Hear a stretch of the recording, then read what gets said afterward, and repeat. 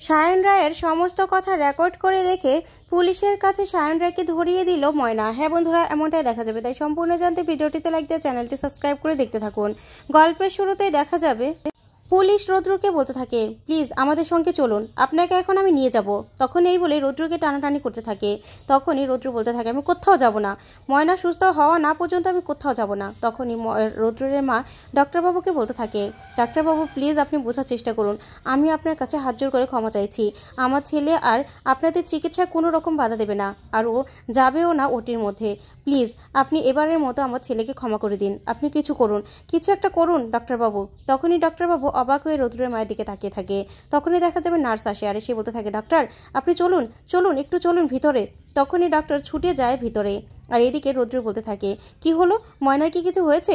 এই বলে রৌদ্র যেতে চাইলে বড় মা রৌদ্রকে আটকায় আর বলতে থাকে, না রোদ না, তুই এখন আর ভিতরে যাবি না, দেখ এভাবেই ঝামেলা সৃষ্টি হচ্ছে, তুই যাবি না। তখন রৌদ্র বলতে থাকে, মা ময়নার কেমন আছে? ময়নার কিছু হলো না তো আবার? ময়না কেমন আছে আমাকে জানতেই হবে। তখন এই বলে রৌদ্র খুব চিন্তা করতে থাকে। তখনই ডক্টরবাবু বেরিয়ে আসে। ডক্টরবাবুর হাতটা ধরে রৌদ্র বলতে থাকে, ডক্টর বলুন না আমার স্ত্রী কেমন আছে, ময়না কেমন আছে? তখনই ডক্টর বলতে থাকে, আচ্ছা ডক্টর দাশগুপ্ত, আপনি আপনার স্ত্রীকে কি ইনজেকশন দিয়েছিলেন? তখনই রৌদ্র সহ সবাই অবাক হয়ে তাকিয়ে থাকে। তখন রৌদ্র বলতে থাকে, কেন, আমার ময়না কি ঠিক হয়নি? তখন ডাক্তার খুশি হয়ে যায় আর বলতে থাকে, ডক্টর দাশগুপ্ত আপনি জিতে গেছেন। তখন এই কথা শুনে সবাই খুব খুশি হয়ে যায়। তারপরে রৌদ্র বলতে থাকে, ডক্টর আরেকবার বলুন। তখনই ডক্টর বলতে থাকে, হ্যাঁ আপনার স্ত্রী একদম সুস্থ আছে, ভালো আছে, সব বিপদ কেটে গেছে। তখন রৌদ্র অনেকটা খুশি হয়ে যায়। ময়নার বাবা সহ বড় মা সহ সবাই খুব খুশি হয়। তারপরে ডক্টর বলতে থাকে যে, আচ্ছা আপনার ওয়াইফের কোনো অ্যালার্জি ছিল? তখনই রৌদ্র বলতে থাকে, ডক্টর আমি তো আপনাকে সেটাই বলার চেষ্টা করেছিলাম। তখন ডক্টর বলতে থাকে, ও আচ্ছা আপনি অ্যালার্জির অ্যান্টিডোজ দিয়েছিলেন তাই তো? তারপরে ডক্টর নিজে থেকেই পুলিশকে সেখান থেকে চলে যেতে বলে আর বলতে থাকে যে, আমার ভুল হয়ে গেছে, আপনারা যান।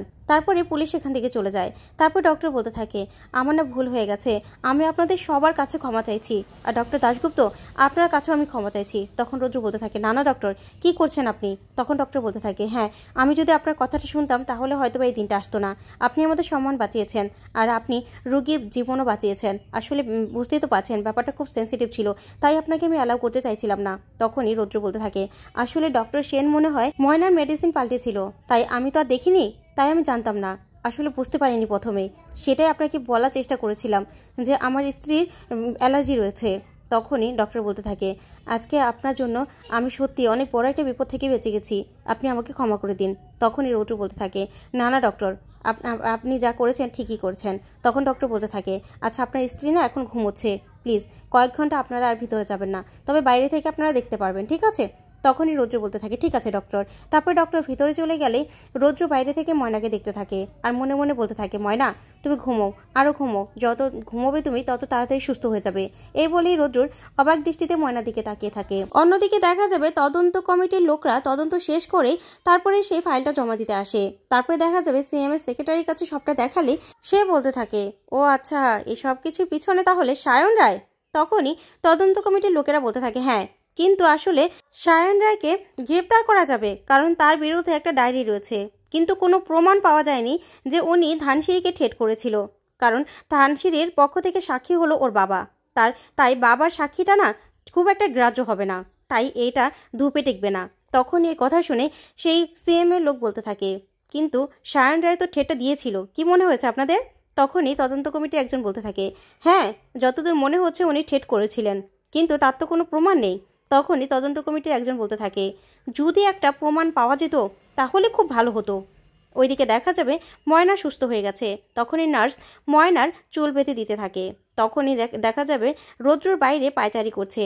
তখন ময়না রৌদ্রকে দেখে ফেলে আর দেখে মনে মনে বলতে থাকে, কি ব্যাপার, ডাক্তারবাবু এখনও এখানেই আছে, বাড়িতে যায়নি? তারপরে নার্সকে বলতে থাকে, নার্স ডাক্তারবাবুকে একটু ডেকে দেবেন। তখনই নার্স বলতে থাকে, ডাক্তারবাবু তো একটু পরে রাউন্ডে আসবে। তখন ময়না বলতে থাকে, না না আসলে বাইরে যেই ডাক্তারবাবু রাউন্ড দিতেছে সেই ডাক্তারবাবুরে।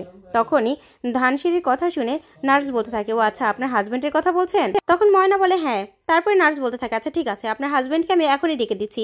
এই বলে রৌদ্রকে গিয়ে বলতে থাকে, আপনাকে না আপনার স্ত্রী ডাকছে। তখন তো রৌদ্র খুশি হয়ে যায়।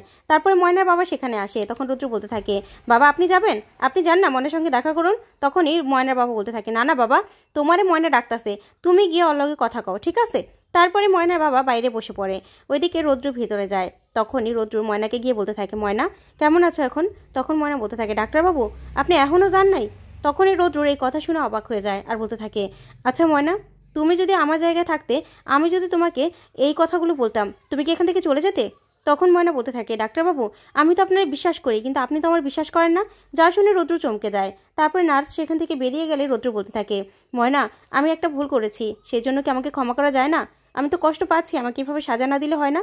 তখন ময়না বলতে থাকে, আপনি তো এখানে থাইকা সাজা পাইতেছেন ডাক্তারবাবু, আপনি চলে যান না কেন? তখনই রৌদ্র বলতে থাকে, আচ্ছা আমি চলে গেলে তুমি খুশি হবে? তখন ময়না কোনো কিছু না বললে রৌদ্র বলতে থাকে, ও ঠিক আছে, চুপ করে থাকাটাই সম্মতির লক্ষণ, ঠিক আছে আমি চলে যাব। এই বলে চলে যেতে লাগলে তখনই ডক্টর সেন সেখানে চলে আসে আর সে বলতে থাকে, ডক্টর দাশগুপ্ত আপনাকে কি বলে যে ধন্যবাদ দেব? তখনই রৌদ্র আর ময়না অবাক হয়ে তাকিয়ে থাকে। তারপর ডক্টর বলতে থাকে, আসলে আমার একটা ভুল হয়ে গিয়েছিল, আপনি যদি ওনাকে আজকে না বাঁচাতেন তাহলে উনি আর বাঁচতেন না। আমি জানি ওনার যে কী হতো আমি জানি না। তখনই ময়না অবাক হয়ে তাকিয়ে থাকে। তখন রৌদ্র বলতে থাকে, থাক না ডাক্তার। তখন ডক্টর বলতে থাকে, আমি জানি আপনি কেন বারণ করছেন, কিন্তু ওনার জানা তো দরকার যে উনি আপনাকে বাঁচিয়েছে, না হলে আপনার অবস্থা কি হতো আমরা জানি না। তখনই সে বড় ডাক্তারও চলে আসে আর সে বলতে থাকে, হ্যাঁ হ্যাঁ ঠিক বলেছেন, আসলে ডক্টর দাশগুপ্তই ওনাকে আজকে বাঁচিয়েছে। তখন ময়না বলতে থাকে, ডাক্তারবাবু আমার বাঁচাইছে? তখন এই ডক্টর সবটা খুলে বলে ময়নাকে, যা শুনে ময়না অবাক হয়ে তাকিয়ে থাকে। তারপরে ময়না রৌদ্রকে বলতে থাকে, ধন্যবাদ। তখনই রৌদ্র অবাক হয়ে যায়। তারপরে ময়না বলতে থাকে, ডাক্তারবাবু আমার বাঁচাইছে তো তাই ধন্যবাদ কইলাম। ওইটাকে দেখা যাবে সায়ন রায় আর অয়ন সেখানে আসে। তখন ময়নার বাবা সায়ন রায়কে দেখে চমকে যায় আর বলতে থাকে, আপনি এখানে? তখন সায়ন রায় বলতে থাকে, আসলে আমি ধানসিঁড়ির সঙ্গে একটু দেখা করতে চাই। তখনই নার্স সেখানে চলে আসে আর তখন নার্স বলতে থাকে, আপনারা এখানে কেন? তখন সায়ন রায় বলতে থাকে, আচ্ছা আপনি একটু ধানসিঁড়িকে গিয়ে বলুন না যে আমি এসেছি, ওর সঙ্গে একটু দেখা করব, ডক্টরকে একটু পারমিশন নিন। তখন নার্স বলতে থাকে, ঠিক আছে আমি ডক্টরের কাছে জিজ্ঞাসা করে আসছি। তখন ময়নার বাবা বলতে থাকে, গিয়ে বলবেন যে অয়ন আর অয়নের বাবা এসেছে।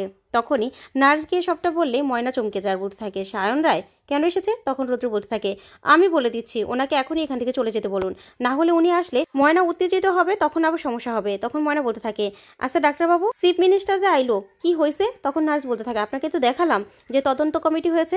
তখনই ময়না বলতে থাকে, হ্যাঁ ওনার বিরুদ্ধে কি কোনো প্রমাণ পেয়েছে?